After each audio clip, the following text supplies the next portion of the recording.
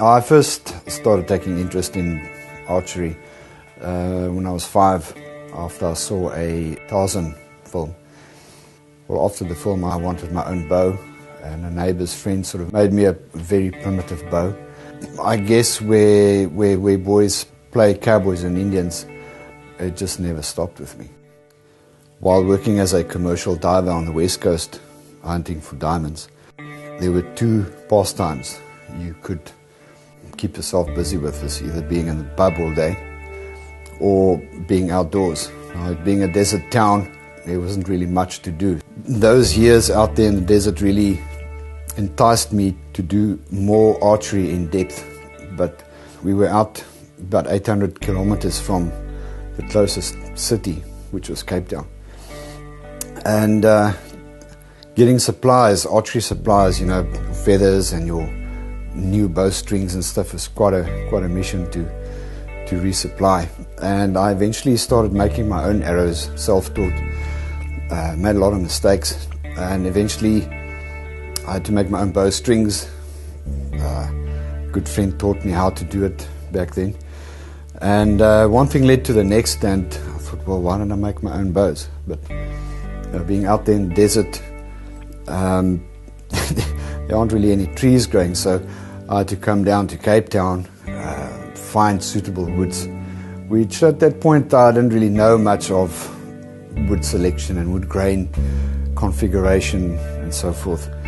And I had many failures. I had some success, but what also counted against me out there was the climate. It was really not a good climate to try and make bows in, because you're right on the coast, you've got the desert hot air, and you'll have a lot of moisture coming from the coast, so the two really clashed. And it eventually led me to give up my career as a diver, a very lucrative career, and started doing my own thing, being my own boss, and just follow a dream.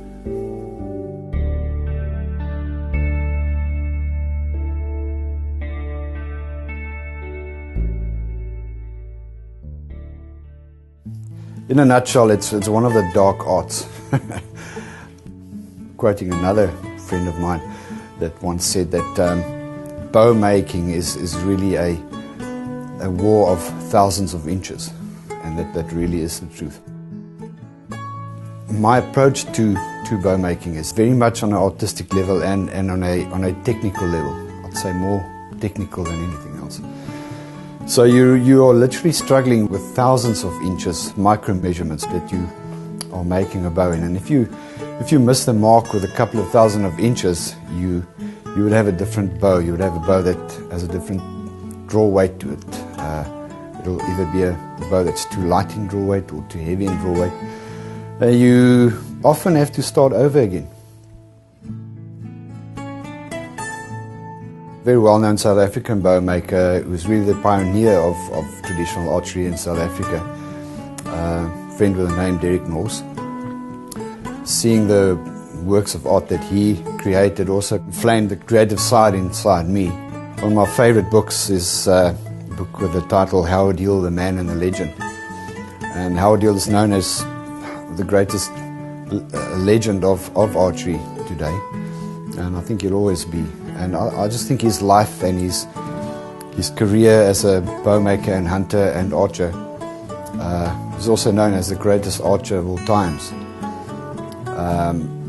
Was probably one of my main inspirations as one of the archery pioneers in America, and which the world actually looks up to today. Back in 2000, a film production company approached me, and that was really my entrance into the film industry. I honestly thought it would just be a once-off, because, well, making a few longbows, English longbows for a movie, that was just something that I never thought would actually happen. That first film production was a springboard for more to come throughout the years, and since 2000 till this year, I've been involved in several different productions in different ways, be it on technical level or personally, shooting behind camera or on camera. And that's where I come in. I like to cater for these people's needs. As a greater part of how it's changed my life, looking back over the years, you know, so many industries in today's world just thrive on taking from the world.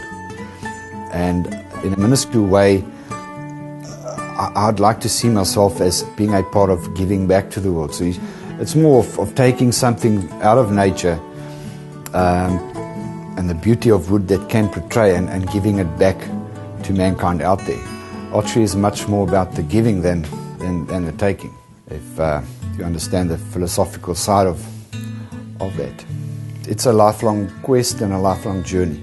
You know, you never reach a point where you can say, I've now reached the end, or I now know so much. It just doesn't work that way. And I think if your entire approach around bowmaking is humble, you actually open yourself up for so much more that you can learn, so many lessons, life lessons that you can learn out of the whole experience. So yes, in essence, it's a journey.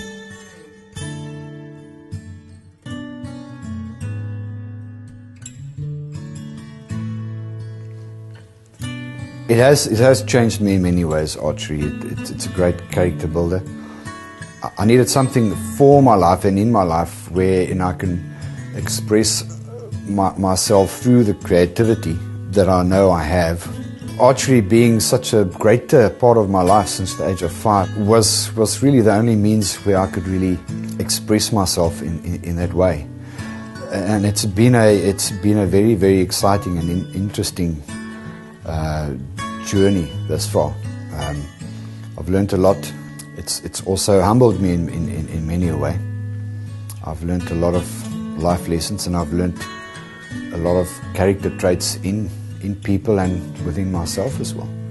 Well, I actually hope in the greater way that the bows I've made people have changed or touched their life in some way. If only a tenth of the people could have been touched by archery, not specifically my bows, but archery in itself. I think that's quite successful. You know, that's more the essence of success for me, not how much you earn or how much you got in the bank or where you're going. You know, I just like to see people enjoying this wonderful sport.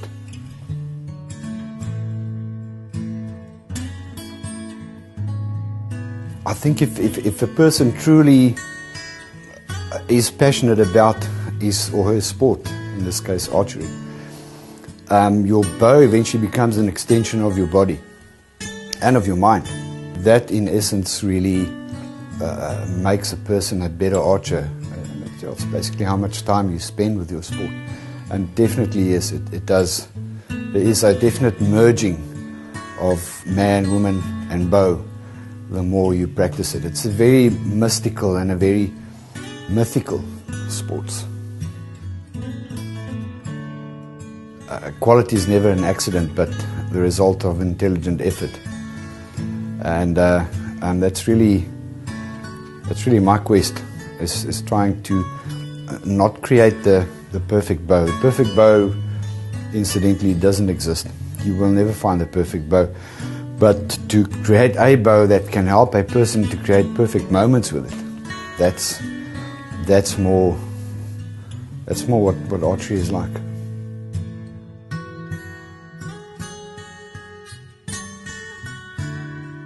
Every time you shoot the bow, every time you draw the bow back, every time you release an arrow, to me is a new experience. You have your days where you shoot exceedingly well, and there's days where you shoot just as bad. Nevertheless, it still is part of the journey. And then it all really boils down to one's attitude to training sessions, and in the end, your attitude towards life as such, you know. Over the years, I've developed a fluid shooting style where I aim, draw and loose the arrow in one fluid movement, and it works for me. The central part of a hardwood tree is called a heartwood. Now, a tree as it stands, most Most of it is dead matter, it's dead cells of long ago. The only living really part is the vascular cambium that transports fluids and nutrients to the canopy and the leaves, which is a separate organism in its own. But the part that's really unwavering and strong inside the tree is the heartwood. And I just kind of figured out that's a more suitable name, you know. It's going back, gosh, 21 years ago.